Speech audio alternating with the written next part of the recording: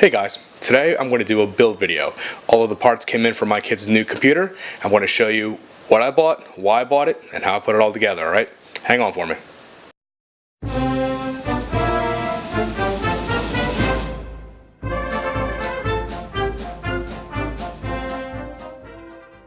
First, we're going to start things off here with this motherboard by Asus. It is a B450 Plus. It's a very simple motherboard with 64 gig of RAM support. Also has support for 6 SATA drives as well as a single M.2 slot. Here we've got the RAM. It is a 16 gig kit from Crucial, the Ballistix brand. It is running at DDR4 2666 MHz. And the final piece to the whole thing, I've got the AMD Ryzen 5 2600. It is a 6-core 12-thread processor running at 3.4 GHz with a 3.9 GHz boost. I'm just going to do a quick little speed thing here as I remove all of the old components from the computer. The reason I chose this collection of hardware is because one is AMD is pretty much a real good value for the dollar thing, you know, the whole bang for the buck. It was only about $160 US for a 6-core 12-thread processor, which I think is a great deal. One of my kids is getting into streaming. He wants to record some video, and this is probably the best way to do it. The motherboard, I did go with a B series motherboard. There are 3 series. There's the A, the B, and the Z. The A does not allow for overclocking, where the B and the Z does. I wanted to go for value, so I did go with the B series, and it seems to be going pretty well. I got it for about $100.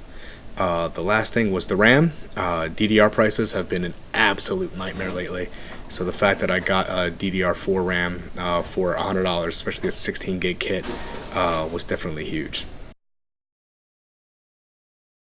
Now here we have a quick little view of me installing the RAM and basically everything else.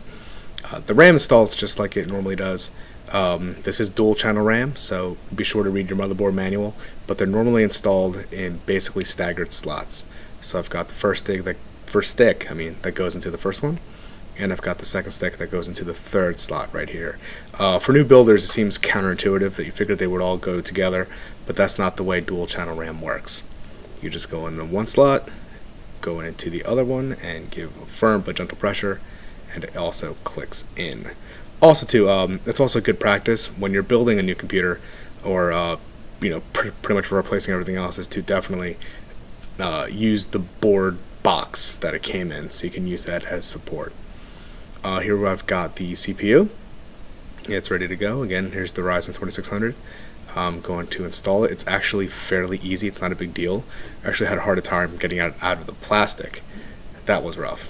Now, when you're installing a processor, it goes in a certain way, and especially AMD processors, just to note, there are pins on the bottom that have to fit into little holes in the CPU socket there. But all processors have a little triangle, and it points to where it's got to go. You rest it in, nice and easy, and then you lock it into place. Easy peasy. Next, we're going to go with our CPU cooler. I'm using the stock cooler, even though we are going to be overclocking this eventually. We're not going to do it now. So we're going to go with the stock cooler. At this point right now, this is kind of where I kind of ran into a certain realization that I do have to take this thing apart first. Looks like the stock cooler isn't what they always were, where you would have to just click on to place. It was a nice little latching mechanism, but this I actually have to screw down. So here I'm just going to speed through this as I remove the original retention brackets for that purpose. Also, too, another reason I chose the RAM that I had here is because I wanted low profile RAM. So if I do use a much larger cooler, a much larger heatsink as well, I'm not going to have clearance issues. I've run into that in the past, so I went with the low profile RAM, not the super duty high fin count awesome looking RAM. I went with basic and simple. And as you're screwing down the 4 pins, it's important to note that you have to apply even pressure. So I screw the heatsink and fan combination down in a star pattern. So I'll screw one side, then I'll go to the diagonal side, then start the other side, then go to the diagonal side of that. And again, apply firm but gentle pressure, and it ties in. I'm using the thermal paste that actually comes with the heatsink. I did not go and get separate thermal paste. Again, I'm not really overclocking this, so that should not really be a problem. And now for the fun part, putting the motherboard back in. Now I did change motherboard sizes. The previous motherboard was a micro ATX, which I think it's a 9.6 by 9.6 inch basic square. This is going to 9.6 to 12 inch, so I did have to add additional standoffs to screw the board down at the bottom of the tray here. You see me moving the wires around, make sure that they're clearly out of the way before I slide the guy in. At the beginning of this, I also put in the motherboard backplate where all of the connections are for the back, like all the USBs and all that stuff out of the back. Now here you see me adding, this is probably the hardest part of the whole thing. Any computer builder will tell you that, is actually the front port, not so much the front port, but the front input output stuff, like the power button, the reset switch, the power light, and the hard drive activity light. I'm very fortunate that in this case I got it right the first time. The writing is very small on how you really have to plug these wires in for the power switch and all of the power lights and stuff.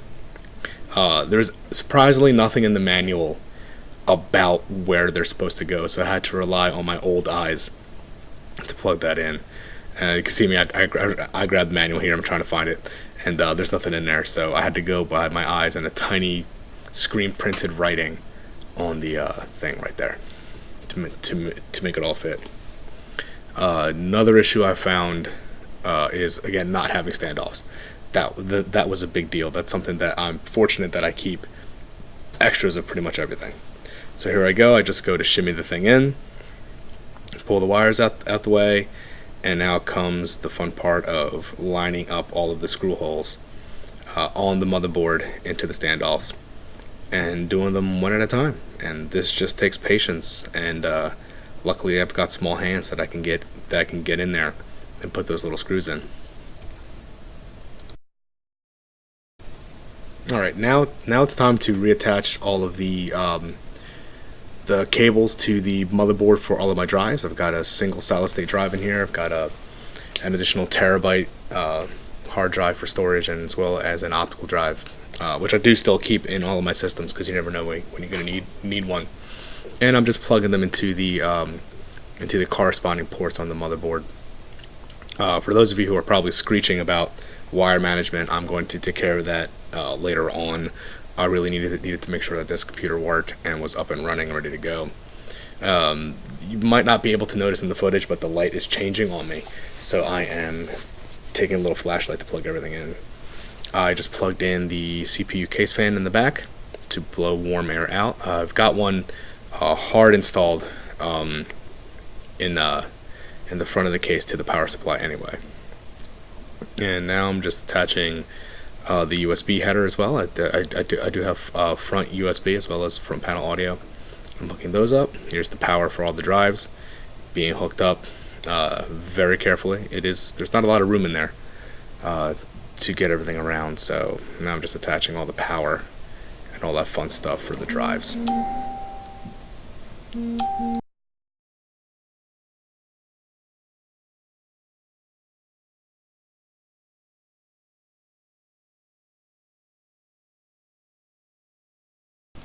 One last thing that's very important is to install the GPU back on. This is a Radeon RX 550. I managed to get this on sale for like $80 like last summer.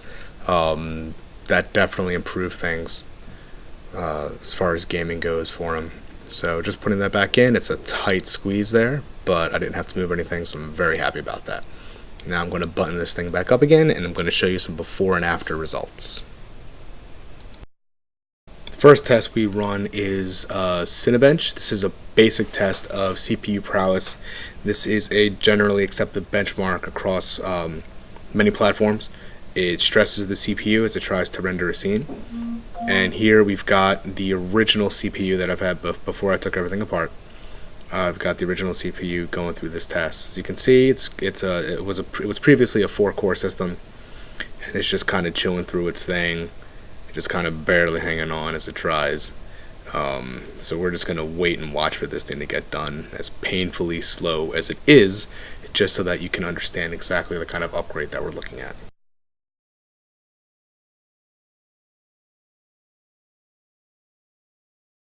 As we're coming up on the end here, you can see that the score is 219. Let's remember that, right?